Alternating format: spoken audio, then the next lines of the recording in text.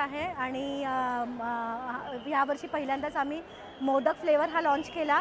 तर मोदक फ्लेवर मोदकाच्या आकारामध्ये दगडूशेठांना द्यावा ही आमची सगळ्यांची घरातल्यांची इच्छा होती। त्यामुळे आम्ही हा 51 किलोचा मोदक 700 लोकांचा जवळजवळ वाटप करणार आहोत आणि दर्शनही देवाचं चांगलं झालेलं आहे आणि पुढेही आम्हाला देवाची अशीच ही लाभो। त्यामुळे पुढच्या वर्षीसुद्धा आम्ही असेच प्रयत्न करू। धन्यवाद।